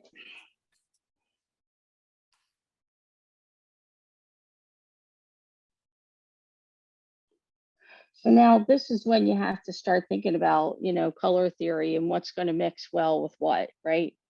And sometimes it's very successful and sometimes it is awful. But I think going over it in black will be fun. Now, we have to wait for this to dry a little bit, because if we were to roll it right now with black, that eye would then start traveling, because it gets on the roller and then it goes wherever you're moving that roller, that's where it goes to. So you don't want to do that. And in the meantime, while that's drying, let me show you one other thing. Oh, because I'm a graphic designer, I do a lot of stuff in Photoshop too. So this is a card that I made. I took a jelly print and put it into the background, and then took away the water and some of the sand, and then left this image that I took in Aruba. So that's Now, something. Nancy, Yeah. is there a right side up to that? We didn't get the right side up, I don't Oh, you think. didn't? Did you call that a dog? No, Wait a minute, I'm I finding. think it needs to be turned around. Yeah, Is it a horizontal picture? the bottom, Nancy, the bottom of our screen is where you have those 3 circles and the wax paper. Oh, I'm sorry. No, the You other see way. That way? Right now, we're seeing it horizontal. So if you want us to see the bottom, just turn the bottom towards your wax paper. Like that. Like that? Okay. Sorry. Oh, there we Thank you. go. There we go. Okay. So this is a picture of a restaurant called The Old Man in the Sea in Aruba that I took. And then in Photoshop, I put one of my jelly prints as a backdrop, and then kind of, you know, erased some of the sand and water to make that more blue, and kept the realism in there. This is Linda Lou. This was one of the first ones that I did with the string. And I thought, oh my goodness, how cool is that? But the dog, I wanted to show you. Who's coming? Maybe. This is one of them. Can you see Oh, that? it's cute. Oh, that's a big one. And it was the red line. And then, you know, there were other colors that I painted, and it just happened to come out like that, which now I find myself, now that I'm trying to make something, like going, oh, well, I can't mess this one up. Now I know what I'm doing with the string, you know, but I'm still not, you know, it's still a hit or miss thing. And this is another one, a fish that I did that had rope that I thought looked like a dolphin, caught in some sea plastic. Yeah, right. And then here's another one with all of that color inside. And all I did was paint the black background and then add some white paint and colored the tongue. And here's another one. Oh, interesting. Uh-huh. So, all right, we're dry. Now I'm going to do the black, because I think the black will, well, it might turn that yellow green. All right, because we know that happens with yellow. Nancy, do you ever use like a hair dryer to help it dry like we do when we're doing watercolor? No, No. I wouldn't, because I think you're going to get it too dry. Too dry. Oh, okay. Yeah. It doesn't take that long to dry. And see what happens. It's really dry. So I just pulled up. Can you see that? I just pulled up Yes. some of that pink. So let me put a little bit more. This one may not come out. And if it doesn't, we'll do something else to it to make it come.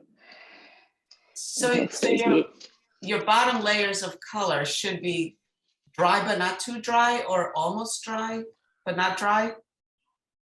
Well, they have to be dry enough so that if you go over it, you're not going with a roller, you're not going to pick it up, right? Too much. Sometime, what am I doing? Why is that so small? It's a hit or miss, and it's the type of paint, and it's the type of day it is outside. I mean, it really, you know, I've tried it all, and I just find that some of it's just lucking out. But what I find that helps the most is by using this golden carbon black, the fluid acrylic, and then using the white. Where's my white? Here it is. My white Liquitex Basics, which is opaque and picks up everything nice. So we're going to do that. We're going to do this after we pull this. All right. But the first paints that you put on were not completely dry when you put the black over it, right? I think they were. I think they And were. Well, because we were talking and I've got a light shining on it, and that was acrylic wash, which tends to dry quicker because it's a flat paint. So the flatter the paint, the quicker it dries. but then putting the black over it kind of reactivates it or attaches to it. So then, okay, I see. Yes, yeah. And the white Liquitex Basics, the Titan white, right? Yeah, titanium white. That's the one that works really, really good. All right. Oh, look. Isn't that cool? Yeah. You see all the layers? Yeah. Yeah, very cool. So, you know, I mean, Interesting, it's dark, but in this case, I would probably go in there and add a little bit of white somewhere, somehow, maybe by either painting one of these inner spots or, the problem, and it's a good problem, when I'm doing this, that all of these colors that come up and all of that texture is so much fun, and it has so much history as you're working with the print, that sometimes I go, oh, which one do I paint over? Do I do the background or do I do the object? So, again, it's a guessing game. It's a, surprise. It's a high failure, rate of return on it. But when you get it right, oh, does it feel good? And again, you're not putting out a lot of money. I mean, this is not something, not something that you're going to spend a lot of money on. Really, just the gelatin plate's going to be your most expensive thing, especially if you stick to the Liquitex Basics. So there are just a few things left on here. And let me just do one more. Well, it gives you such an opportunity to just play. And that's what I liked about it, because I felt like every time I tried to paint something or draw something out of my head or try to think of something, it frustrated the heck out of me. And I don't like pencil. I've never liked to draw. I mean, even as a kid, I did a lot of drawing, but it just doesn't do anything for me. It only frustrates me. I hate pencil. I hate having, that pencil stuff. Soft pastels, I never liked. And it could be a sensory thing that I probably have. So that's why I really like this, because it allows me to make mistakes and be okay with it and say, you know what? So I can put this one a side that I don't like, or I can print over it. Why don't we print over it? Let's see what that does. All right. Now, if you use white, and then we'll use some masking, which is what we were kind of doing when we put those objects on it. And can somebody just give me a time, what time it is? So I know. It's 12:10. 12:10, okay. We've also lost some people that had Okay, for different things. Okay. So, feel free Okay. anytime you want, you're welcome to stop or keep going. okay, I'm just gonna, I just wanted to show what it's like to print over something with having some masks. So what we could do is, I don't know why I'm looking for scissors. I have 10 pairs right there.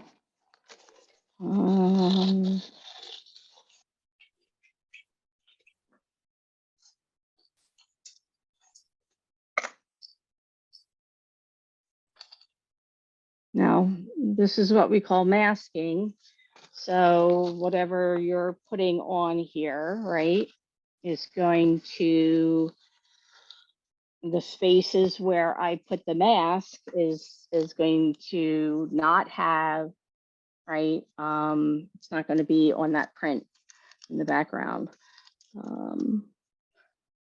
And this you could kind of figure out, if you had to kind of do the mathematics. Well, I really want to like keep this part, so I'll put a mask down here, sometimes this paint, the white paint, can be really thick, and be too thick actually. Now you don't want to go over, well, you could, I mean, if you wanted to. All right, let's go over them. All right, because I want to show you that it still works. So we're going over the whole thing. Oh, and look, it picked it up. And now it's not as, okay. You want to do this gently. What I do is I push my finger down and I lift like the side, and then do that. And then let's do this guy up here. And then we'll do another one. So that we have 5. And you can use, the other thing that you can do is you can take a black and white photo that you've taken. You can print it out on a laser printer, and you can put black paint down on a real thin, and it has a high failure rate too, or a magazine that has a lot of contrast. You can put that down over the black paint that's on there, and then take the magazine page, put it down and rub over it, and then when you pull it back, it takes only the parts where the light colors were. So then you have that image in black on your jelly plate, and then you can take another color and get rid of it altogether. All right, so here we go. Nancy, So- you might have covered this, but if you put alcohol ink on there. I have. It stays a while though. It took a long time. Oh, it stays, right, okay. Yeah, but you can have, Dolores, my artist mentor that I have and good friend, hers looks like it's yellowed and you can't see through it anymore. And yet, and she puts gesso on hers and all kinds of stuff, and it still works. So they are amazing things, and they last. If you do what you're told to do in the instructions, which is to keep it in those clamped shells, and then keep them lined flat, you'll be okay. All right. So Did you show those earlier on? Those I did, shells? and I can show you. Okay. So, I don't like that, obviously, but at least you can see what happens What when you happens? mask, Right, you right. know. And so with these, there was more white on it because I went over the paint. And now this is where I have a hard time stopping, because now you see there's that little faint line right there and there that were once, you know, these circles, and they'll come up if you know. Let me do one more dark color. I have a hard time stopping this because for this reason, I'm like, I can't waste that. It's so nice. For the one you just did, if you don't like some of it, you can also, while the paint is still wet on the paper, scrape into it or Yeah, continue with Yeah. more multimedia type stuff or marks. absolutely. That's why I categorize the three. Again, I think I said this in the beginning, but I'll repeat it, because it's important that you know that you can have one pile of, oh God, they're gorgeous. Keep it as it is. The second pile needs just a little something else. And then the, right now I'm going to draw into this too, to show you that. And then the third pile is, ugh, you know, like that seriously needs help. But you know, in the beginning, I would be like, I throw it away, and I'm like, stupid. You can print on the back of the paper, you know. You can cut it up in these little pieces that I make for the holidays. I make trees too, just triangle trees. So the mess ups are perfect for that type of stuff. Right. So can you use a pencil eraser to do what you're doing now also? yeah. So I have these, I don't know where I bought these from. They look like something from Michael's. And they're rubbery. They're Oh, yeah. called shapers. You can use them. I use them now in oil paints. Okay, so I can do that, and I just made a nice little loop. Okay. That's right. You showed that before. Yeah, so there are a lot of things. I mean, it's whatever your imagination can bring to the table, right? So this is scrapbook paper that was gold at one point, and I used that to make some texture. This is another. It's more like a basket weave fabric, but it was scrapbook paper. You know, we can do that and get some texture. The really cool thing is if you can find, I had wrapping paper that had light bulbs on it. And this one is a scrapbook paper that had these gold embossed roses. When you put that down on the jelly plate, that acts as a resist as well. So then when you pull off, you know, this paper, and then you put, you know, you go to do the pull that you're ready with, it has where that gold embossing was on the paper. So, but again, if you're using wrapping paper or anything that is something that is in you know, even with like a magazine transfer, if you're going to use it, you have to alter it enough so that it doesn't look like the original thing, because you can't, you know, infringe on that stuff. And you don't want to see it somewhere else, you know. Like that was another tip that I had from an artist friend. She's like, stop using the stencils and make your own. And so I threw the stencils out. I'm like, all right, note taken. I will do this. All right. So that is dry.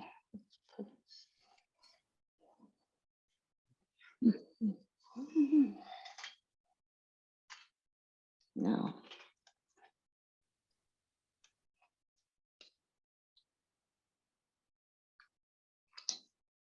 that's again acrylic gouache. And you can use, I mean, you might be able to use watercolor on it. You just have to use watercolor paper. There's an artist named Carla Sondheim who is one of the online classes that I took in how to do jelly printing. She wasn't the first person that taught me online, but she definitely has classes of, you know, things that you can do. All right, now string. I love my strings.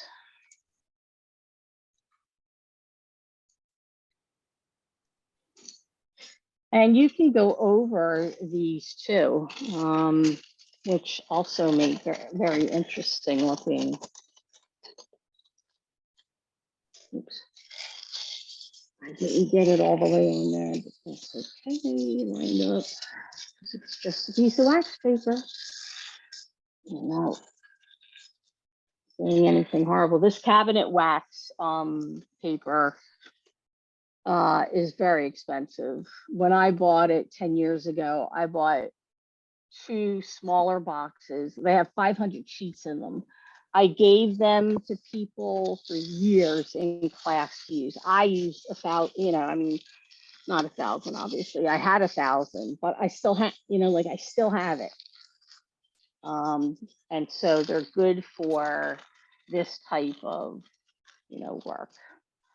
I bought some, I assume it's kind of the same. I have a box here and it's the same Oh, good. idea. They're sold as pop-up parchment sheets from Reynolds, like Walmart has them if anybody wants to buy any. Yeah, and so there's a difference between the wax papers, like the cabinet wax one that I have before. I bought this off of eBay. That cost me way too much money. Because it was during the pandemic and everybody who does jelly prints wants them. But it isn't as see-through as the older ones that I had.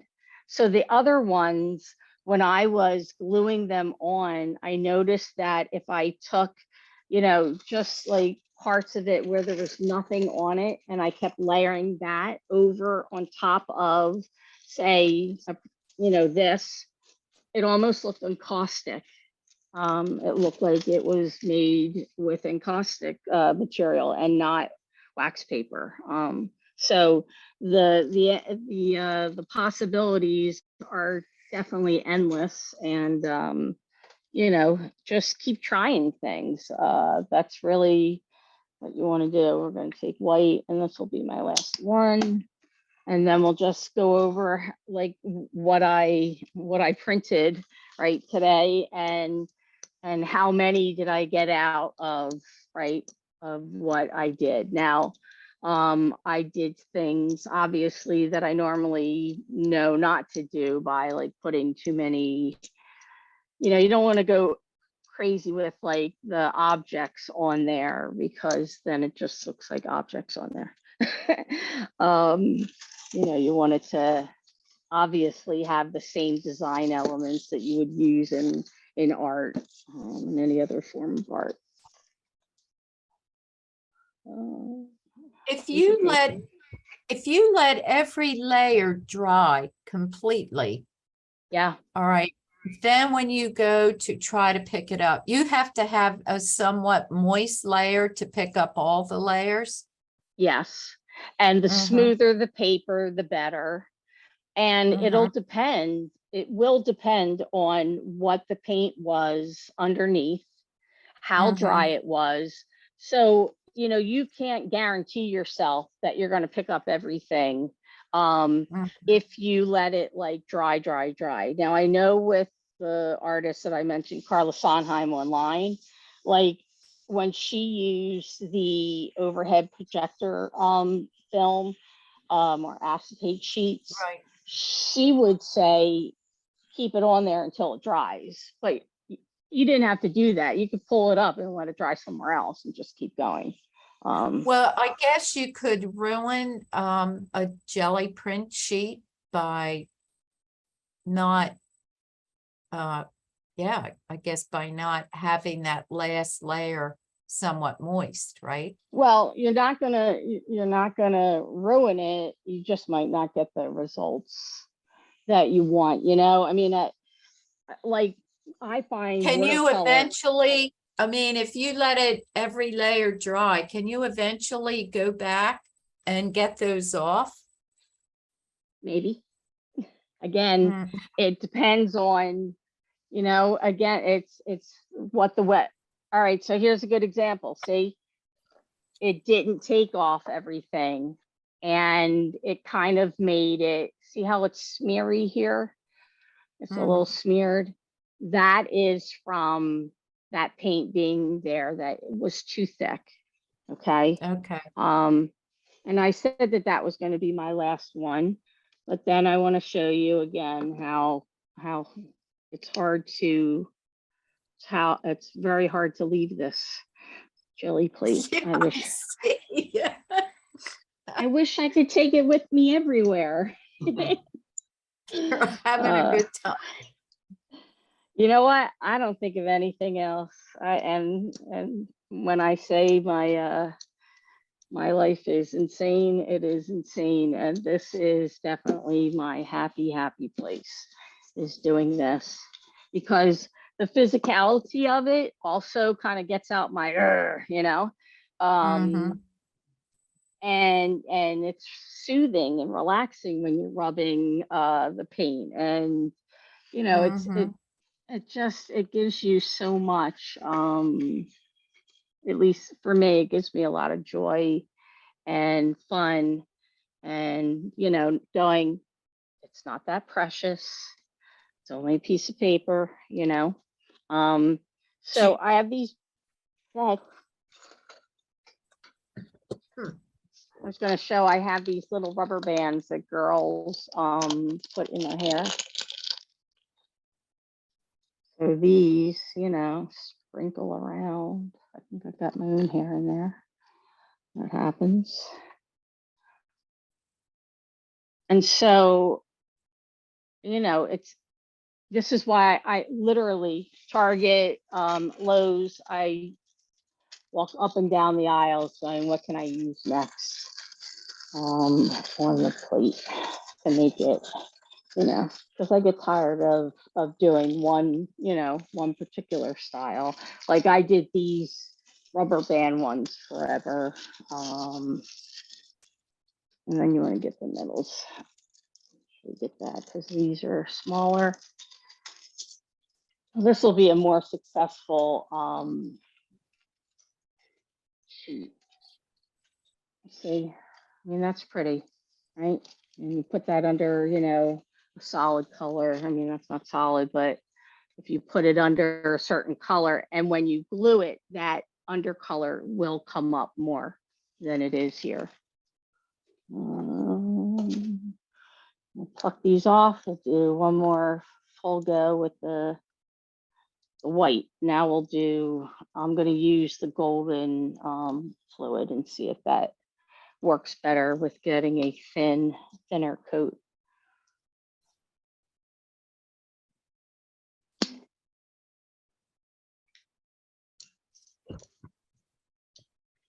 Nancy, I'm gonna have to go, but Okay, yeah, this I is just it. want to I'm say done. thank you so You're much. welcome. for, You're welcome. doing It was It was very, very interesting. good. And, you know, if anybody ever wants to, you know, learn, or, you know, I mean, I have plates that we could have a little jelly party. Session. Yeah, yeah. Maybe we can do a monthly presentation, the monthly presentation, like in the new year, and have Nancy do it in person. Yeah. Well, we could at the library, and you know, maybe we could put out for some supplies and everybody can have fun doing it. Or yeah, I it's was go ahead. I was gonna say, or does it have to be at the library? We could do it at the Kennedy Center? Well, yeah, absolutely. Sure. Yes, something Not to at think night. about. Yeah, Not at night. duh, Not- yes. Do it at Not the, at night, though. I won't go to Willingboro at night. No, Go we- up there. no, we could do it on a Saturday if you're Okay. available. Yeah, and Saturday. Oh, yeah. it's usually like from 10 to 12 or something like that, Okay. 10 to Yeah. 1. So this is the last one, and I like this, probably it's one of the best ones I think came out of the day. So we have that one. Very cool. We have the one before, Mhm. this one with the bold colors. Yeah. This one is the print on the back. And then go So down the there. white, the last white you did, that This helped one. pick up all the green that was on the plate. The white opaque, yeah, and it is this. Well, I used the golden fluid, but you can use either one. But I believe it's because it's opaque that's what makes it come up so easily. You know, there's a light blue hue one, I think, from Liquitex. That is an opaque paint that will pull up most. There's the one with the green. I kind of like that one too. That one, is that it? Oh, and then we had the one, oh no, that was, Now, do you have to Wallpaper. clean, there's little things we can see around the edges and on there. Do you have to clean that off, or can you leave that for whenever you work more? well, if I leave it on there, it might not come off. And if it does, it's gonna come off like this. Oh, and So in little sometimes, pieces of stuff. so sometimes you'll have a print where you have this little, you know, stick of, you know, thicker paint, which I don't care if it's there or not, but I usually try to, you know, just clean most of it off. But here's it comes in this, and it also comes with an acetate sheet on each side. But I'm going to show you when you go to put this in the shell. It's hot, you know, it is harder than you think to try to line it up on the sheets of acetate. And if they have a bubble or a crinkle in them, that could permanently be there on your jelly plate. So it really holds an impression for a long, long time. So that's why I say, you know, don't put the acetate sheets back on them unless you have a brand new sheet and you can put it on there and it's flat. Otherwise, if you just put it in the thing and clamp it down, that's good enough because it's sealed in there, and you just want to store it flat so that it doesn't go wonky on you. That's it. Here's just one more. That's all bubble wrap, the bigger bubble wrap and smaller bubble wrap. Here's another character that's out there. And this, I don't like the background, so I have to do something different. That was with those two things. I don't like that. This froggy needs more help. This bird I had on one backdrop that I didn't like. So again, I mean, this is pretty in itself, you know, it has some shapes in it and different colors, but sometimes I'll take collage or something and put it on top of it. These are ones that I did the other day that have a lot of texture and color, but they're not successful. So now I have to figure out the solution. And that's a good red backdrop for if you want to print over it again, or anything like that. So that is about it. Thank you I hope so you guys much. enjoyed it. This was really a wonderful morning. It was Thank great. you. Thank Thank you. you. And please email me with any questions you might have, or if you know, have a technique you want to try, or anything like that. I'm here to help. Okay. Oh, it was great having you, Nancy. Thank you. Thank you for doing You're it. welcome. Thank you. Thanks, guys. Take care. Have a good day.